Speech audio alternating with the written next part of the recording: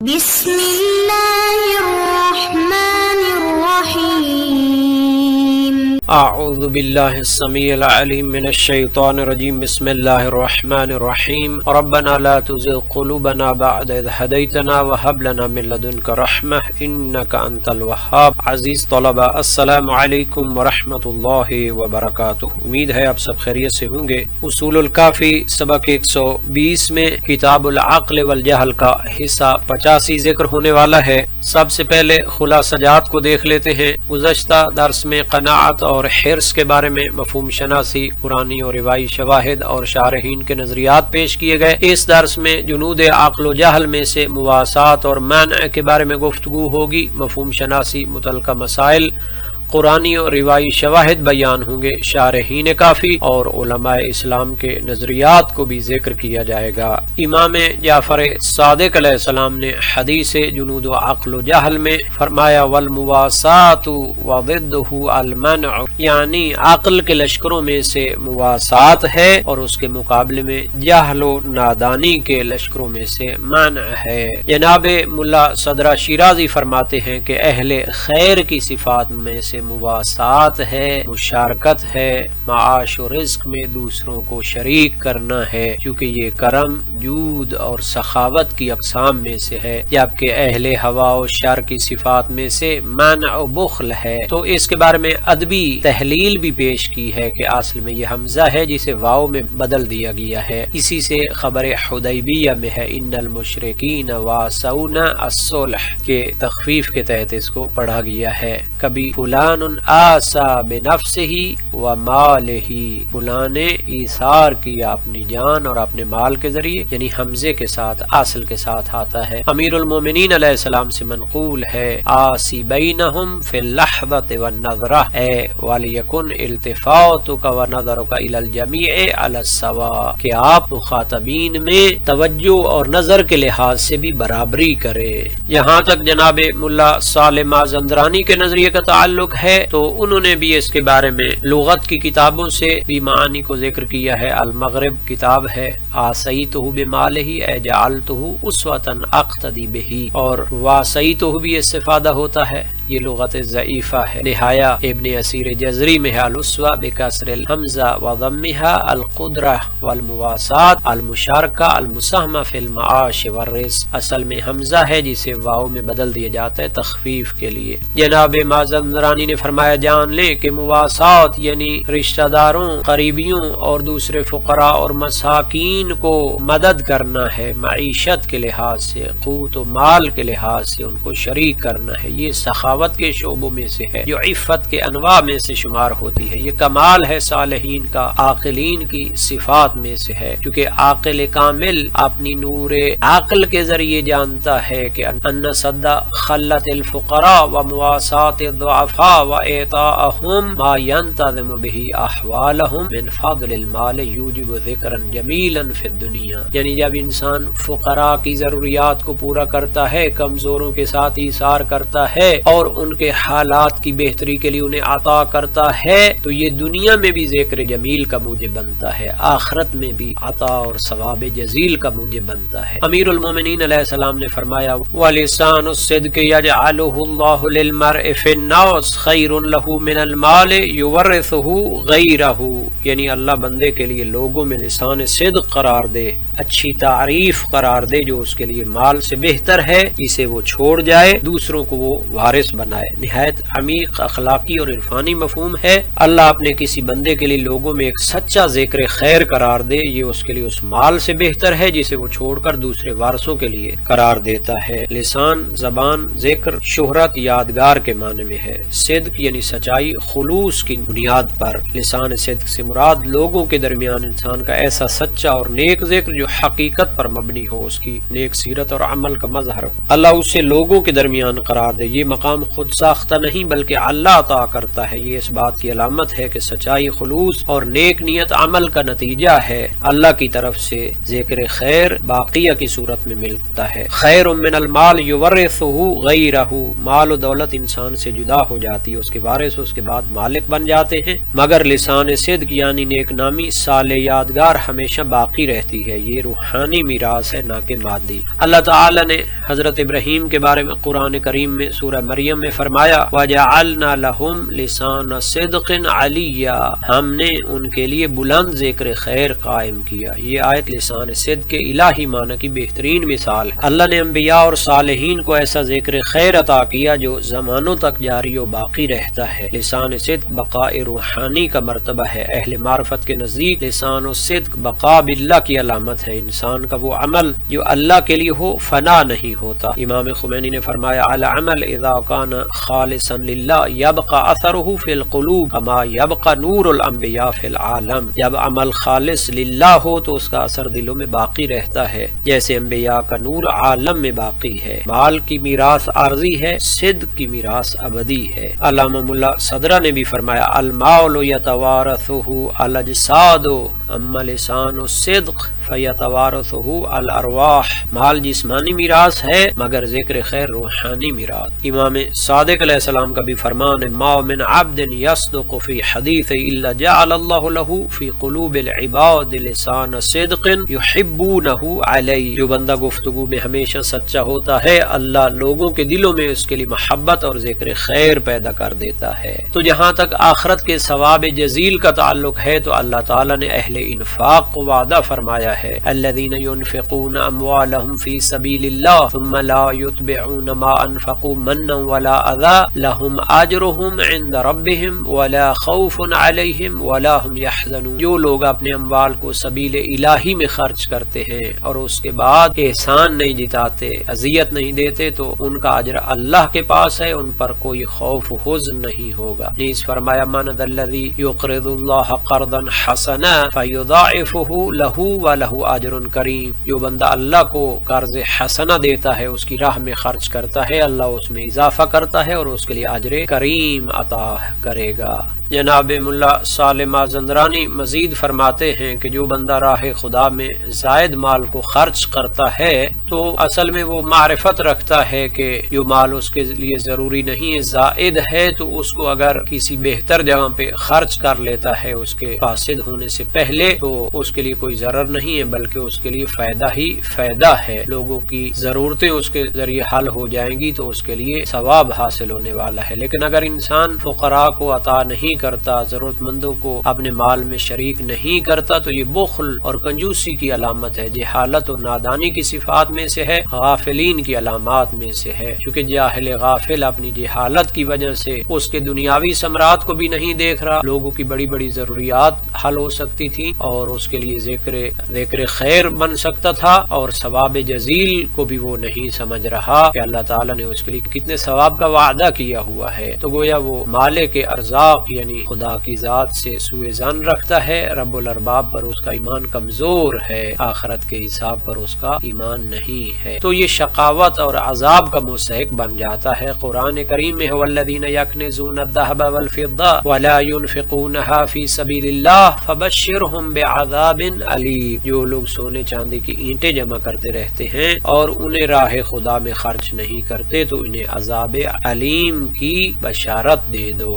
یہاں تک مواسات و منع کے متعلق علمی مسائل کا تعلق ہے تو مفہوم شناسی کو دیکھ لیتے ہیں۔ مواسات ہمدردی اور ایثار کے معنی میں ہے، اس کے مقابلے میں منع روکنا اور بخل کے معنی میں ہے۔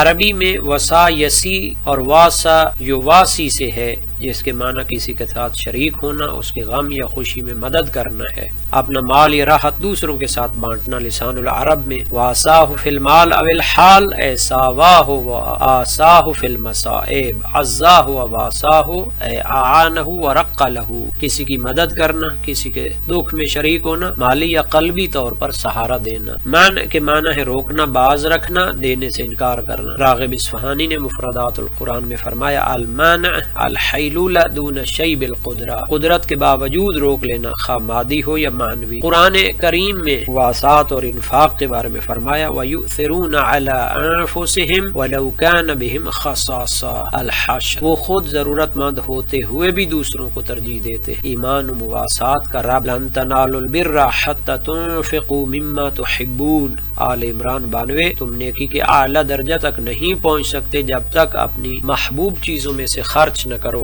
احادیث معصومین میں بھی ہے، امام جعفر صادق علیہ السلام نے فرمایا ان المؤمن اخو المؤمن کالجسد الواحد اذا اشتكى شيئا منه وجد الم ذلك في سائر جسده وارواحهم من روح واحدہ، مومن کا بھائی ہے، جیسے ایک جسم کے اعضاء میں سے ایک کو تکلیف ہو تو دوسرا بھی محسوس کرتا ہے۔ یہی مواسات کی روح ہے، روحانی اور اجتماعی وحدت ہونی چاہیے۔ امام علی علیہ السلام نے حکمت 47 میں فرمایا، نہج البلاغہ میں ہے احسن الی من شئت تکن امیرہ واستغن عمن شئت تکن نظیرہ واحتج الی من شئت تکن اسیرہ، جس پر احسان کرو گے اس پر تمہاری امارت ہوگی۔ مواسات دراصل وہ احسان ہے جو معاشرتی بندھن کو عدل و محبت میں بدل دیتا ہے۔ امام زین العابدین نے رسالۃ الحقوق میں فرمایا وحق الجار ان تحفظہ غائبا وتکرمہ شاہدہ وتعینہ اذا احتاج، پڑوسی کا حق ہے کہ اس کی مدد کرو خواہ وہ موجود ہو یا غیر حاضر۔ یہ مواسات کا عملی دائرہ ہے، صرف مالی نہیں، سماجی اور انسانی سطح پر بھی مواسات ہونی چاہیے۔ علماء اور عرفاء کے اقوال میں علامہ مجلسی کی مرآت العقول کا بیان دیکھ لیتے ہیں، المواسات من جنود العقل لأنها ثمرۃ المحبۃ والایمان، والمانع من جنود الجہل لأنہ من ثمرات حب النفس والدنیا۔ مواسات عقل کے لشکروں میں سے ہے کیونکہ یہ محبت اور ایمان کا ثمرہ ہے، جبکہ مانع جہل کا لشکر ہے کیونکہ یہ نفس پرستی اور دنیا دوستی کا نتیجہ ہے۔ علامہ طباطبائی تفسیر المیزان میں فرماتے ہیں الایثار والمواسات من خصائص العقل العملی وہی التي تحقق روح الاخوہ فی المجتمع الایمانی۔ ایثار اور مواسات عقل عملی کی علامات ہیں جو ایمان پر مبنی سماجی اخوت پیدا کرتی ہے۔ مولانا رومی نے مثنوی میں فرمایا چون تو در دل غیر را مہما کنی خیش را از خیش بی درما کنی، جب تو اپنے دل میں غیری دوسرے انسان کو جگہ دیتا ہے تو اپنے نفس کی بیماری کا علاج کر لیتا ہے۔ یہی روح مواسات ہے، خودی کی قید سے آزادی حاصل ہوتی ہے۔ جناب ابن عربی نے فتوحات مکیہ میں فرمایا المواسات فی الحقیقہ تجلی اسم اللہ الرؤوف فمن واسا عبدا فقد تخلق بصفت من صفات اللہ۔ مواسات دراصل اسم الہی رؤوف کا ظہور ہے، تجلی ہے۔ جب انسان کسی سے ایثار کرتا ہے تو یہ صفات الہی اور اخلاق الہی سے متصف ہونا ہے۔ ملا صدرہ نے اسفار میں فرمایا المانع نتیجۃ حب الذات وغلبۃ الوہم وہو حجاب عن معرفۃ الکثرۃ فی الوحدہ۔ مانع خود پرستی اور وہم کے غلبے کا نتیجہ ہے جو انسان کو وحدت میں کثرت کی معرفت سے روکتا ہے۔ امام علی علیہ السلام کا فرمان بھی ہے البخل جامع لمساوئ العیوب، بخل تمام برائیوں کا مجموعہ ہے۔ گویا عقل کا لشکر مواسات انسانی انا کے خاتمے کا مظہر ہے، جبکہ جہل کا لشکر منع، انانیت، خوف و حرص کا نتیجہ ہے۔ مواسات صرف مال دینے کا نام نہیں بلکہ روح انسانی کے عروج کا عنوان ہے۔ یہ عقل کامل کا جلوہ ہے جو انسان کو منع کی جہالت سے نکال کر ایثار وجود کے درجے تک لے جاتا ہے۔ اس لیے امام صادق علیہ السلام نے اسے جنود عقل میں قرار دیا، یہ انسان کو خود سے خدا تک پہنچاتی ہے۔ مواسات و منع کے متعلق مزید کچھ اقوال دیکھ لیتے ہیں۔ علامہ نراقی نے جامع السعادات میں فرمایا المواسات من اعظم خصال الایمان فإن الایمان لا يهنأ له عیش اذا رأى اخاه في فاقة فالمواسات رفع لحجاب الانانیہ وبها تزکى النفس۔ مواسات ایمان کے اعلی ترین خصلتوں میں سے ہے۔ مومن اپنے بھائی کو تنگ دست دیکھ کر راحت نہیں پاتا۔ مواسات نفس کی خودی کے پردے کو چاک کر دیتی ہے اور اس سے انسان کا تزکیہ ہوتا ہے۔ محقق طوسی اخلاق ناصری میں فرماتے ہیں المواسات قوام العدل الاجتماعی لانہا تسد باب الطمع وتفتح باب الالفہ، یہ عدل اجتماعی کا ستون ہے کیونکہ یہ طمع کے دروازے بند اور محبت اور الفت کے دروازے کھول دیتی ہے۔ فیض کاشانی نے المحجۃ البیضاء جلد 3 صفحہ 221 میں فرمایا المواسات روح الزہد اذ لا یتم الزہد الا بالبذل والمشارکہ، یہ زہد کی روح ہے کیونکہ زہد بغیر ایثار و تقسیم کے مکمل نہیں ہوتا۔ ملا سبزواری نے شرح منظومہ باب اخلاق میں فرمایا مواسات ترک دنیا کا مظہر اور انسان میں اسم الہی الکریم کا مظہر ہے۔ اسی طرح جوادی عاملی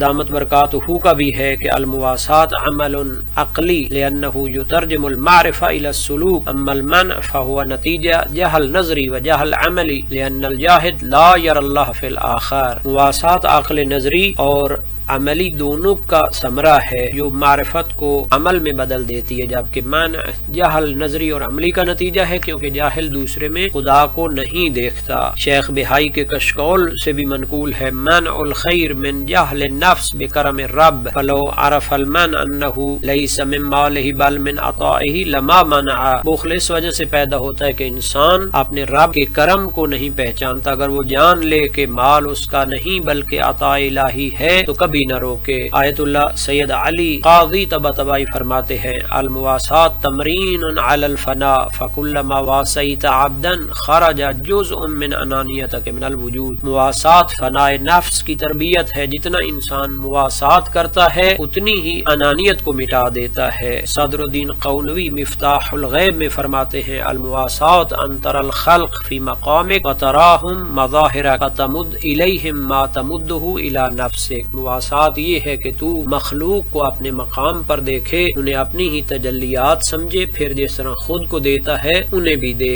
علامہ طباطبائی بدایت الحکمہ بحث نفس میں فرماتے ہیں المنع ظلمۃ فی القلب تنشأ من حب الذات والمواسات نور ینشأ من شہود الوحدہ فی الکثرہ۔ امام غزالی نے احیاء علوم الدین میں فرمایا المواسات تزیل الشح والشح مرض القلب فلا يعالج الا بالانفاق يعالج الا بالانفاق فی سبیل اللہ۔ مواسات بخل کو زائل کرتی ہے اور بخل قلب کا مرض ہے جس کا علاج فقط انفاق ہے۔ شہید مطہری علیہ رحمہ تعلیم و تربیت اسلامی میں فرماتے ہیں المواسات لیست تفضلا بل تکلیفا عقلیا و اخلاقیا لان الانسان الکامل لا یرا فاصلا بین نفسہ والمجتمع۔ مواسات احسان نہیں بلکہ عقلی اور اخلاقی ذمہ داری ہے کیونکہ کامل انسان اپنے اور معاشرے کے درمیان کوئی فاصلہ نہیں دیکھتا۔